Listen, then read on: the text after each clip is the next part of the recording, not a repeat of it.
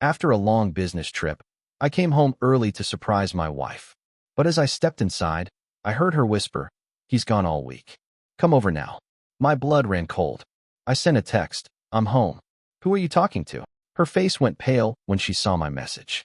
She tried to smile, but then the closet door creaked open, and the man inside left me stunned. I just got back from a week-long business trip, excited to surprise my wife, Sarah. We've been married for 7 years, and while we've had our ups and downs, I thought we were solid. I arrived home earlier than expected, eager to see her and spend some quality time together. As I stepped into our cozy 2-bedroom apartment in Chicago, I heard her voice coming from the living room. She was on the phone, speaking softly. Curiosity got the better of me, so I paused to listen. "He's gone all week. Come over now," she whispered. My heart sank. A cold wave of dread washed over me. I pulled out my phone and sent her a text. "I'm home." "Who are you talking to?" From my spot in the hallway, I saw her read the message. Her face went pale, and she glanced nervously toward the closet door. She forced a smile and replied, "Just talking to my mom." "Welcome home, honey." Before I could respond, the closet door creaked open, and a man stepped out. He was tall, with dark hair and a chiseled jawline. I recognized him immediately. "Mark, our neighbor from 2 floors up." "What's going on here?" I demanded, my voice trembling with a mix of anger and betrayal. Sarah stammered, "I can explain, John. It's not what it looks like." Mark, looking equally uncomfortable, muttered, "I should go." "No," I snapped.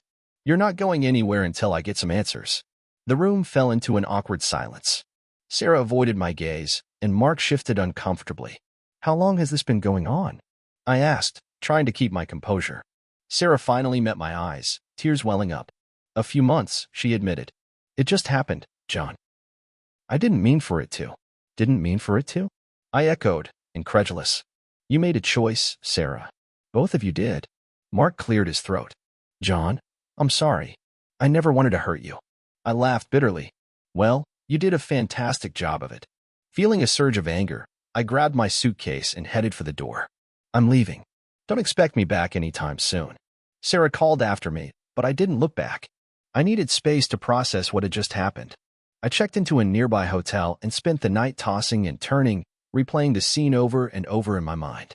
How could she do this to me? To us? The next morning, I called in sick to work. I couldn't face anyone, not with the weight of betrayal hanging over me.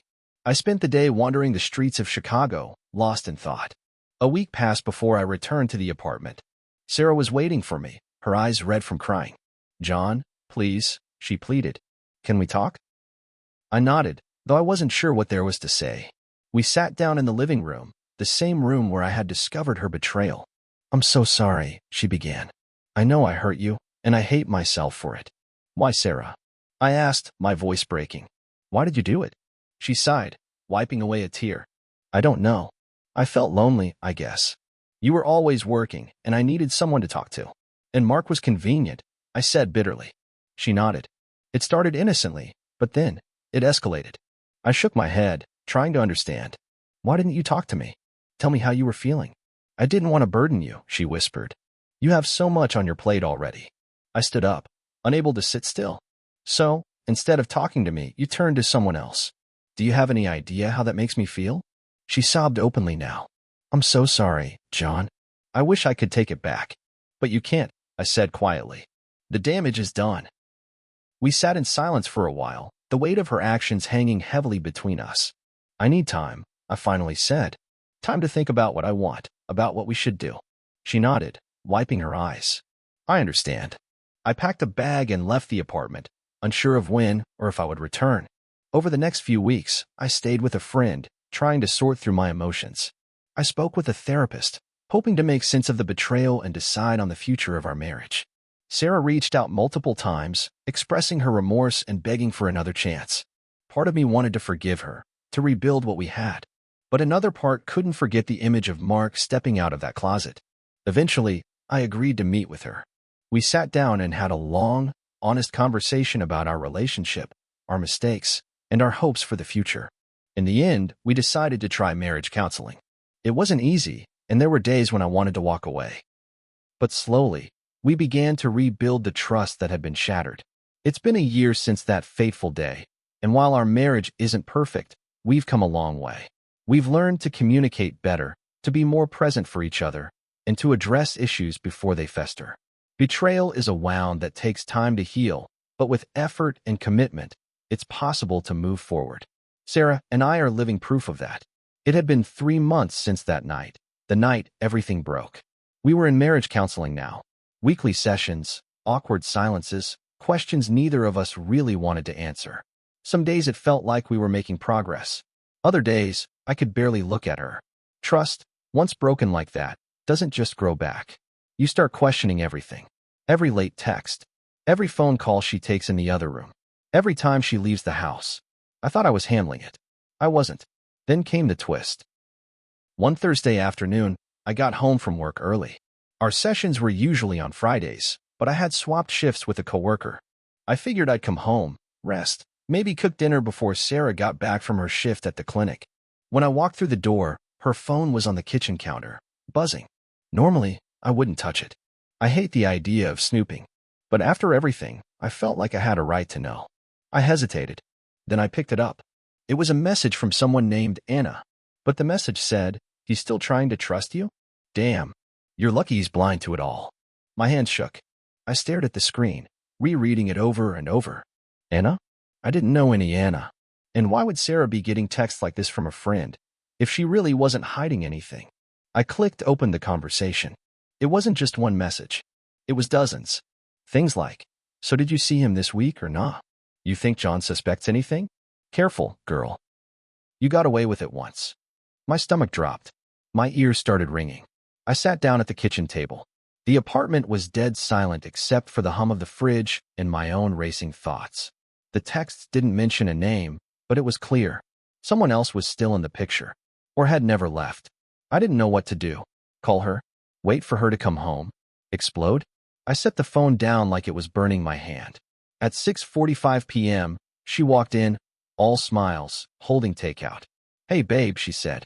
"I got Thai. Thought we could watch something and chill." I stared at her. She froze. "What's wrong?" I stood up slowly and pointed to the phone. "You left your phone unlocked." Her face changed. Not panic, not guilt. Just flat. Cold. "I see," she said. That was it. No denial. No scrambling. Just those 2 words. "You lied to me again," I said quietly. She walked past me, placed the food on the table like nothing had happened, then finally spoke. "Who told you love had to be clean and perfect?" I just blinked. "Are you serious right now?" I asked. "You lied. Again. You told me it was over." "I tried," she said. "I really did. But I felt something with him. Something I don't feel with you anymore." I stepped back, like her words physically hit me. "You're still seeing Mark?" I said. That's when her face did finally shift. A twitch of guilt. Of fear. "Not him," she said. I paused. "Then who?" Silence. And then she whispered, "My coworker. Eric." I felt like the ground shifted beneath me. "While we were in counseling?" I asked. "You were ***king someone else while I was sitting there pouring my heart out every damn week?" She said nothing. Just lowered her eyes. "I thought I was fighting for something real," I said, voice cracking. "You were just playing along?"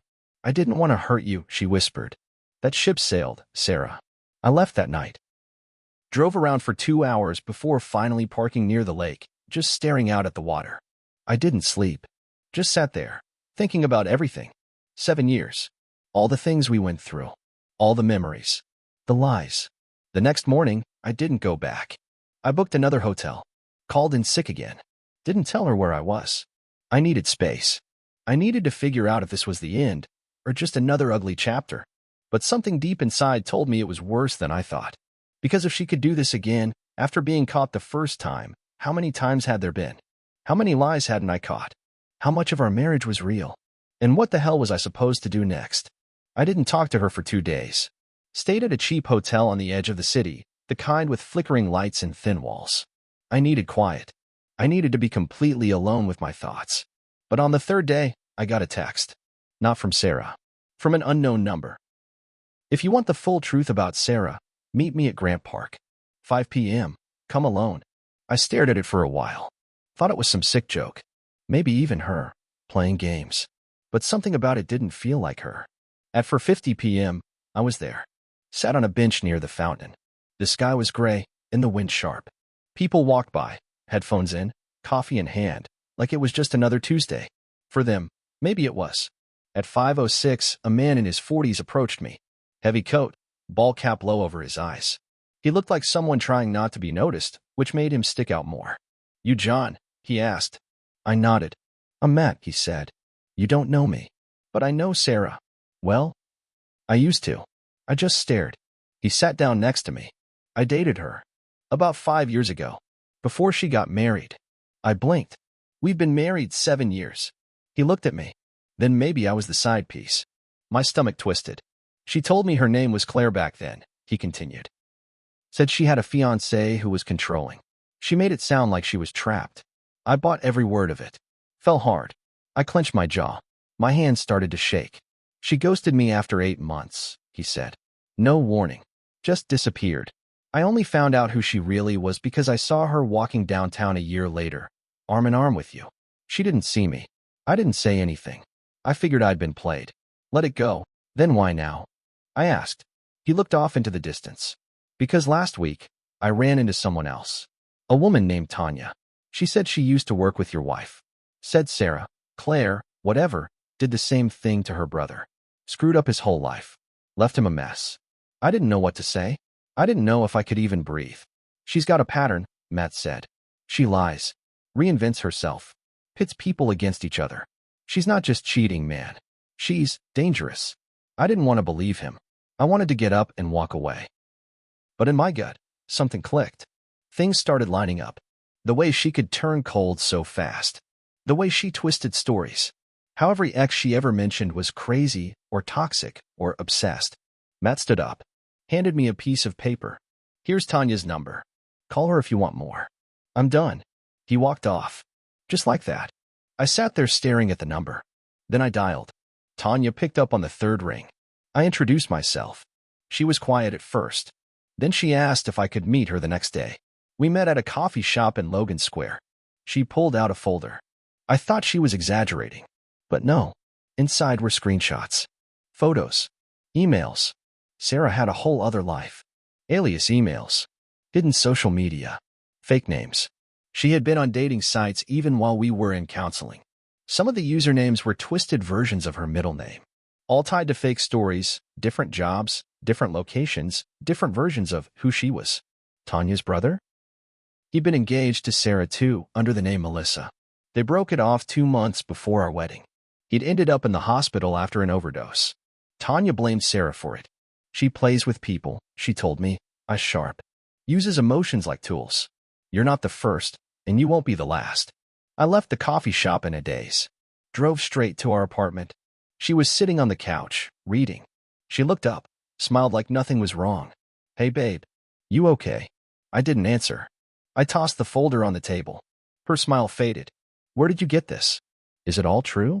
I asked. She didn't say anything. Just looked at me expressionless. I waited. My heart was pounding. Finally, she whispered, "You weren't supposed to find out." And that's when I realized I didn't even know who I had married. Her eyes were still locked on the folder. But not in fear. Not in shame. It was like she was studying it. Like she was trying to figure out how much damage it could actually do. "Say something," I said. My voice was calm, but only because I was past the point of yelling. I wasn't sure if I was even angry anymore. Just drained. Sarah leaned back on the couch and crossed her arms. "What do you want me to say, John?" "The truth," I said. "Not your version.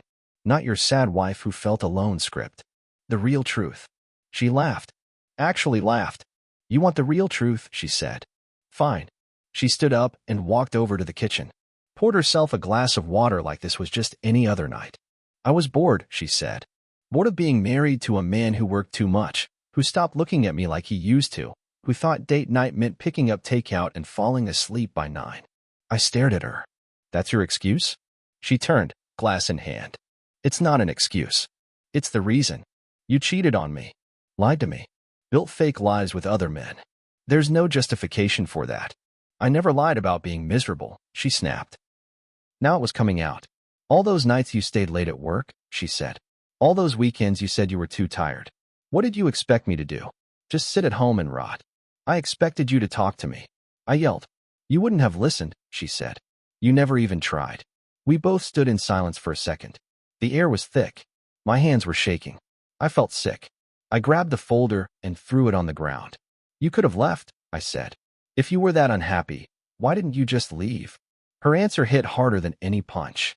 Because you were easy to lie to. That silence. It was worse than anything else. Worse than the cheating. Worse than the fake names. Worse than Mark or Eric or whoever the hell else. She didn't even look sorry. I walked to the door. I don't even remember grabbing my keys. But as I opened it, someone else was standing there. It was Mark, holding flowers. He froze. I froze. Sarah dropped her glass. The hallway suddenly felt like a spotlight. I didn't know you were here, Mark said quietly. Oh, so now you're shy? I snapped. Sarah walked over, her voice suddenly softer. Mark, this isn't the time. Mark looked between us, then at the folder on the ground. I just wanted to talk, he said. I didn't know she was still. She's not, I said. She's done. Then I turned to Sarah. We're done. I walked past him, got in my car, drove until the gas light came on. The days after felt like a fog. I moved in with my cousin Paul in Evanston. Told my work I needed time off. Told my mom something vague. Couldn't sleep more than 2 hours a night. Sarah sent a few texts. One was a voice note. I never played it. Then Tanya messaged me. Told me she confronted her brother with the full truth. He finally admitted it. Sarah had left him the day after she got engaged to me. Same story, same pattern. She almost broke him. You're not alone in this, Tanya said. But it sure felt like it. A week later, I filed for divorce. She didn't fight it. Signed the papers fast. Almost like she was glad it was finally over. The day I moved my stuff out, she wasn't even there. Her neighbor, Martha, came over. Older woman. Lived across the hall. She said quietly, I'm sorry, John. I saw a lot. I should have said something. I just nodded. Whatever she was doing, it wasn't your fault, she added. I didn't respond. It's been 5 months now. Therapy helps. So do long walks. I started playing guitar again. Bought a new mattress. Burned our wedding album. Kept the dog. Sometimes I wonder if any of it was real. If she ever actually loved me. If the Sarah I married was ever real, or just a mask she wore long enough to feel stable. But here's what I do know. Love isn't about perfection. But it is about truth. And I gave her mine.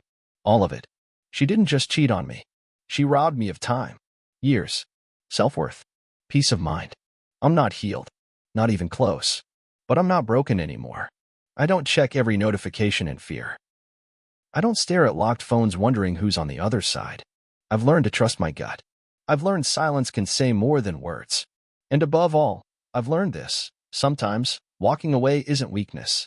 It's survival. So yeah, I'm still figuring it out. But I'm free. And for now, that's enough.